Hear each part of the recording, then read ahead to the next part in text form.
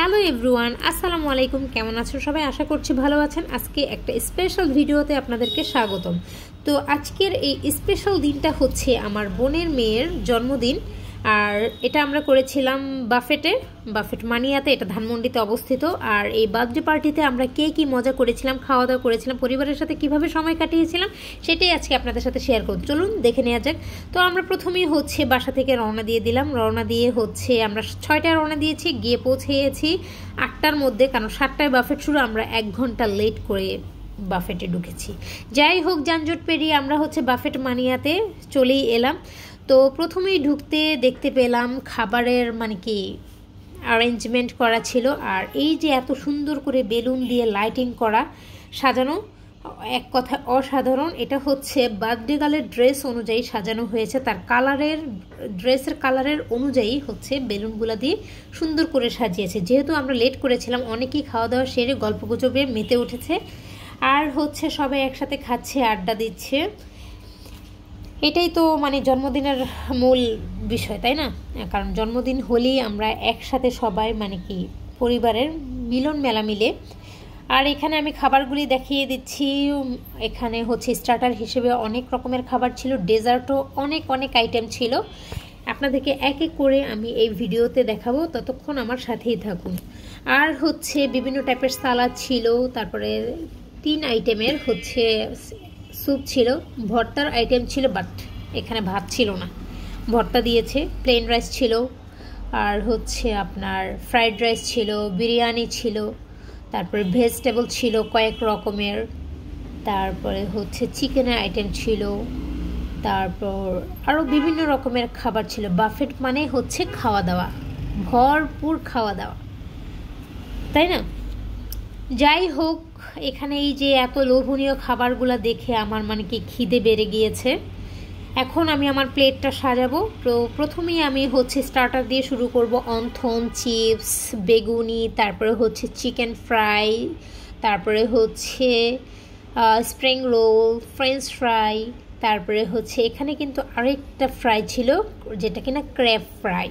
আমি এর আগে কখনো ক্র্যাব ফ্রাই খাইনি, ক্র্যাব রান্নাটা খেয়েছি। তারপরে হচ্ছে নুডলস, তারপরে হোয়াইট সস পাস্তা, তারপরে হচ্ছে শর্মা, তারপরে হচ্ছে আপনার স্যুপ।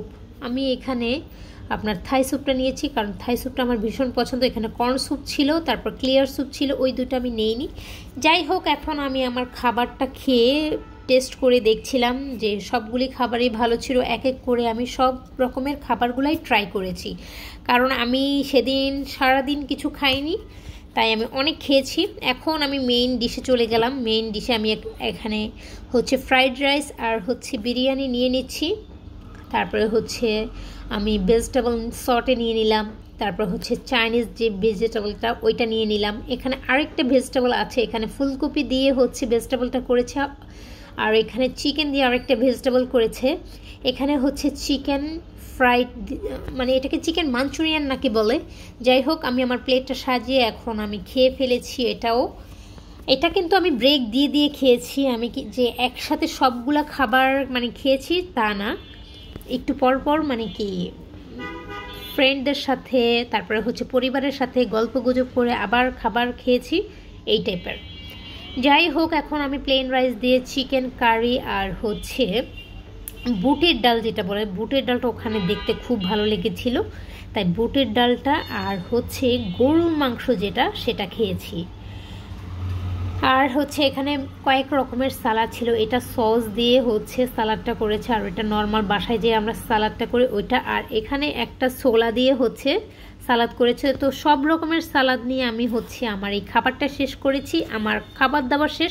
এখন আমি ফিনিশ করব হচ্ছে আমার খাবারটা ডেজার্ট আইটেম দিয়ে। তো ডেজার্ট আইটেমে অনেক কিছু ছিল। আমি 1 পিস ভেজভুসা, তারপরে হচ্ছে 1 পিস ডাবের পুডিং, চকলেট কেক, তারপরে হচ্ছে রেড ভেলভেট কেক নিয়ে নিয়েছি, কারণ আমার সবগুলো দেখে লোভনীয় লেগেছিল। আর এখানে হচ্ছে কুনাফা ছিল। কুনাফাটা আমার কাছে কেমন জানি ঝুরঝুরা লেগেছে, তাই আমি অল্প একটু নিয়েছি। শাহি টুকরা নিয়েছি, পায়েস নিয়েছি। এই সবগুলা খাবার অনেক অনেক মজা ছিল। আমার পুরো প্লেট শেষ করে ফেলেছি, বাট আমার কাছে কুনাফাটা ভালো লাগেনি। যাই হোক, খাওয়া দাওয়া শেষ করে এখন হচ্ছে আমরা অনেক মজা করব, বার্থডে পার্টি বলে কথা। এখন হচ্ছে বাচ্চারা অনেক মজা করছে, কারণ বার্থডেতে কিন্তু বাচ্চারাই অনেক মজা করে, আর বড়রা দেখা যায় পরিবারের সাথে আনন্দ আড্ডায় মেতে ওঠে। একটা জিনিস কি, আপনার হচ্ছে পরিবারের মিলন মেলাটা কিন্তু মেলে বিভিন্ন অনুষ্ঠান ছাড়া কিন্তু অত মেলা হয় না। আমরা যে মানে কি এক একটা অনুষ্ঠানে সবাইকে বলি, তো সবাই দেখা যায় একসাথে আমরা খুব এনজয় করি। যাই হোক, সব কিছুর পরে এখন ফটো সেশন চলবে, সবাই একসাথে ফটো সেশন করবে। এখন বার্থডে গার্লের মা সবাই বসে পড়ছে এই যে এত সুন্দর সুন্দর ছবিগুলো তোলার জন্য। সবাই এসে বসে পড়ছে, যেই দেখছে গল্পগুজব ছেড়ে ছবি তোলার জন্য। আর হচ্ছে এই ছবিগুলো কিন্তু একদিন মেমোরাইজ হয়ে থেকে যায়। যখন আমাদের মন খারাপ হয় বা আমরা কখনো কাজের চাপে যেতে পারি না ফ্যামিলির সাথে দেখা করতে, তখনই কিন্তু আমরা এই ধরনের ছবিগুলো বসে বসে দেখি আর হচ্ছে পুরনো দিনের কথা করে। আমি যখনই ভিডিও করতেছিলাম তখন হচ্ছে এই টাক মাথাটা আমার সামনেই চলে আসে। যাই হোক, কিছুই করার নাই। এখন সবাই এক্সাইটেড, কখন কেক কাটবে। ফাইনালি কেক কাটার সময় চলেই এসেছে। এই যে দেখেন, বার্থডে গার্লের মতো খুব সুন্দর কিউট একটা কেকের কালারটা কিন্তু একটু ডিফারেন্ট হয়ে গেছে, পিঙ্ক কালার। ওদের তো মানে কি স্কাই কালারের সাথে কেকটা যাচ্ছিল না। যাই হোক, কেকটা মানে কালারটার কারণে খুব ভালো লেগেছে। ওর মতোই কিউট একটা বেবি ছিল কেকের উপরে দেয়া।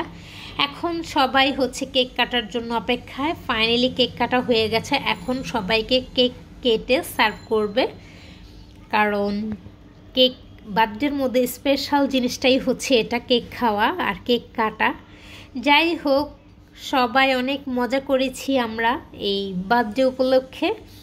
এখন হচ্ছে বেলুন ফুটাবার পালা।